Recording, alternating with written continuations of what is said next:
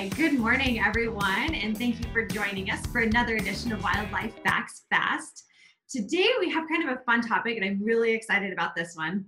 I feel like there's a lot of myths and misinformation out there about these species, and they're really pretty cool species. So today, we're going to be talking about toads. So, Jeremy, I'll let you take it away. All right, good morning, everyone. My name is Jeremy Lane. I'm a public information specialist with the New Mexico Department of Game and Fish. It is monsoon season here, and monsoon season brings a lot of increased activity in animals, stuff moving around. It's the height of baby animal season, babies being born out there. Plants are greening up, wildflowers are blooming, and there's another peak in animal activity too, and that's toads. So today we're going to talk about toads, some stuff maybe you didn't know, stuff maybe you did know. And we're calling it Totally Awesome. The lowly toad, the homely toad, might best represent our monsoon season. And we're going to talk about why today. So what are toads? Toads are amphibians, which means they start their life in a strategy shared with frogs. They start as an aquatic egg laid in water. They develop into a tadpole, and then rear legs sprout, and then front legs sprout, and then the tail is reabsorbed, and they're a terrestrial adult. But there are some key differences between frogs and toads past this early stage life cycle. For one, toads have warty skin. You probably knew that. Toads are known for their warts, but something I really need you to know is that toads don't cause warts. Warts are caused by a virus, a number of viruses related in the HPV family. They're not caused by animals. So here's a green toad, and you can see his skin is bumpy and warty. You can see the round warts there. And here's a bullfrog, an American bullfrog, and I want you to see the difference there is that it's much shinier and it's much smoother. So skin is one key difference.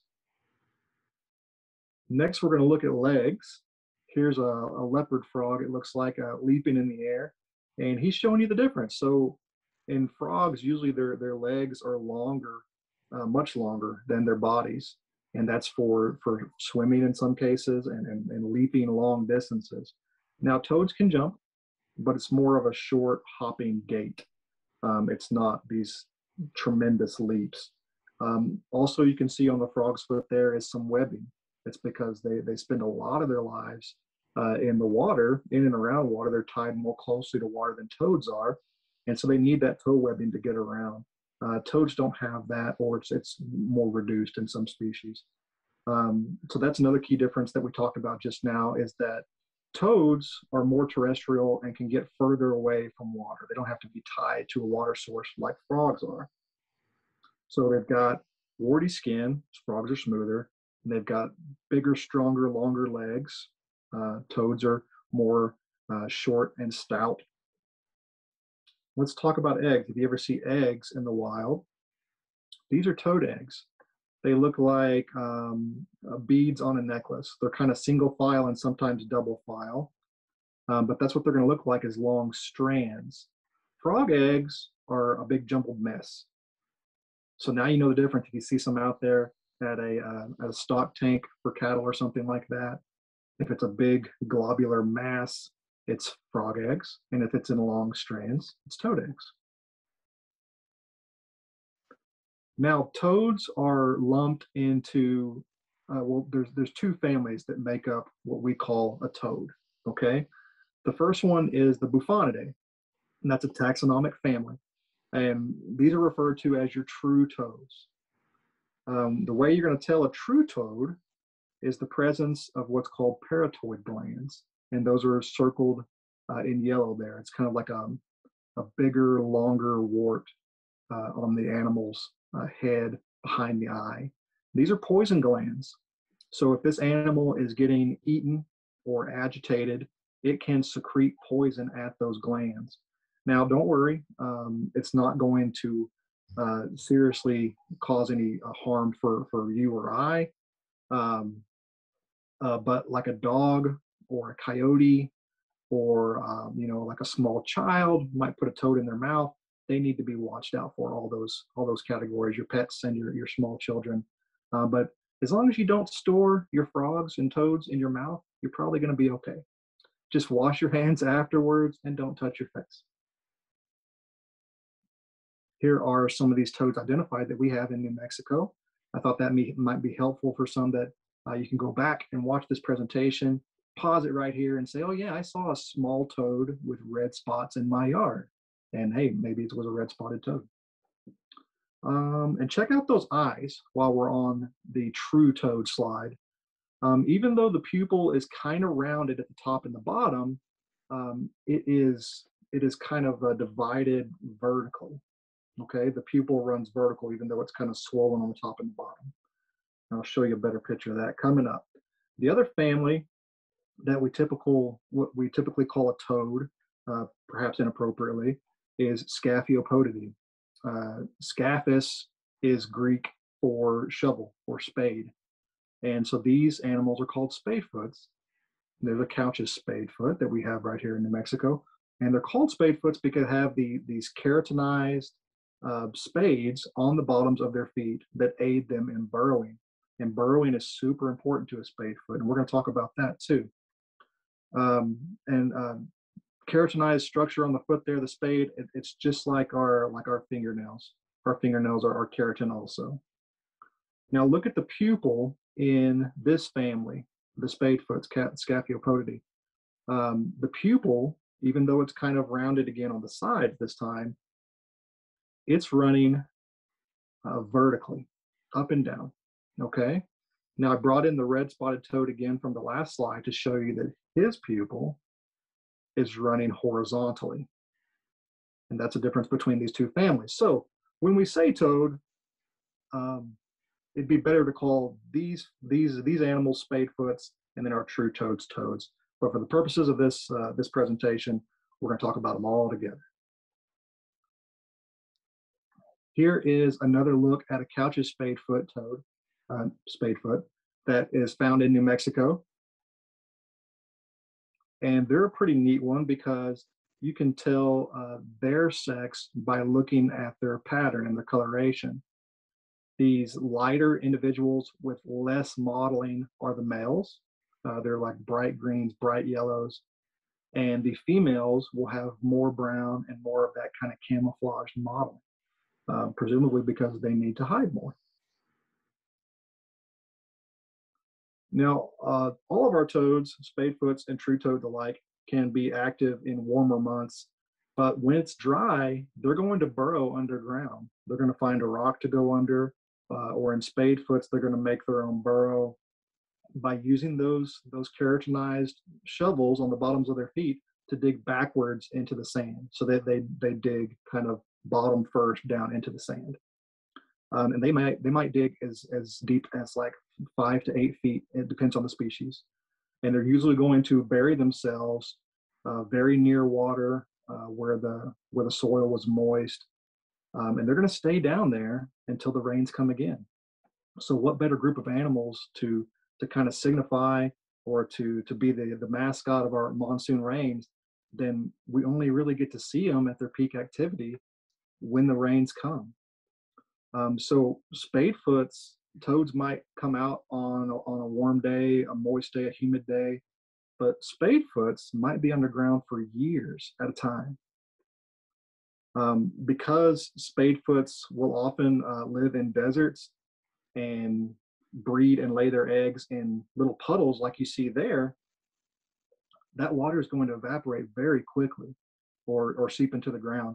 As you might imagine, in a sandy, hot environment. So spadefoot tadpoles, again, depending on the species, depending on the location and the amount of food they're getting, they might develop to being terrestrial from egg in as little as 2 weeks. That top left one there is a New Mexico spadefoot. Yeah, we have a spadefoot named after our state.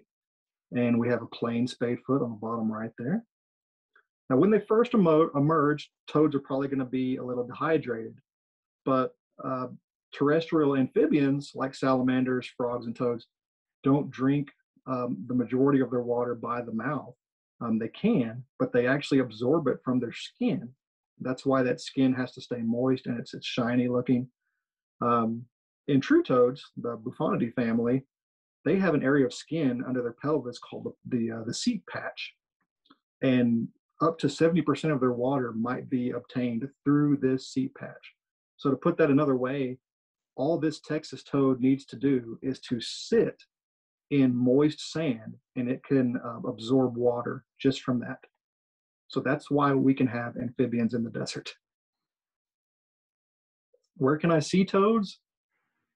Anywhere that you're going to find relatively shallow, still water. Temporary pools and puddles in the desert, flooded orchards, a still bar ditch, roadside ditch. As long as it's not flowing, it's not moving. They like temporary pools because then it's not full of predators like fish and turtles to eat the eggs. So something temporary that's not there year round. And the way you're going to find them, which I hope you've already observed this monsoon season, is by their calling. They have the males have a vocal sac, and they have different calls depending on the species, and even within the species, you can change tone and you can change call length. So a little bit of individualization, but you can, if you learn the calls, you can determine a species just by its call. So what are they doing when they're calling? The males are calling for females. They get in these pools, in these flooded situations, and they're calling to attract the females. When a male finds a female, he's going to attempt to breed with her. And the way they latch onto each other is called amplexus, which is Latin for embrace. And this brings the two animals' cloacas closest to each other to fertilize those eggs externally. Now, sometimes in the commotion, they get confused and they can latch on to a lot of different animals. There's videos out there of toads trying to latch onto a fish or trying to latch onto your hand. When that happens, males have a release call.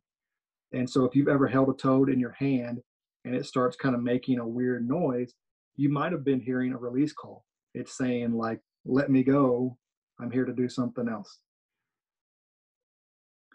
Why are toads important, and why should we care? Well, toads eat a lot of insects. So imagine this explosion of these amphibians numbers, spadefoots and toads alike at this time of the year. They're eating a lot of insects.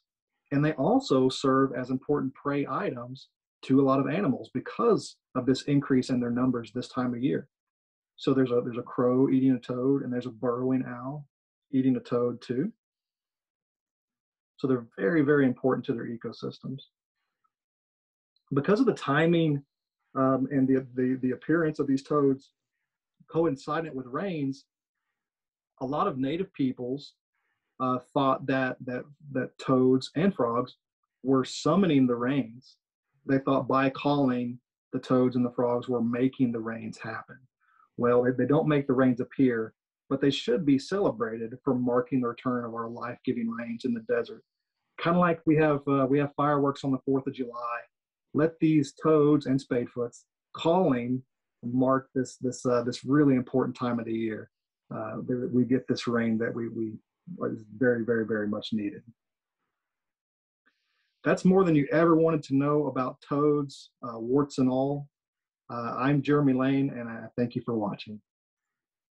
Thank you, Jeremy. You're right. That was totally awesome. And thank you all for joining us for this edition of Wildlife Facts Fast.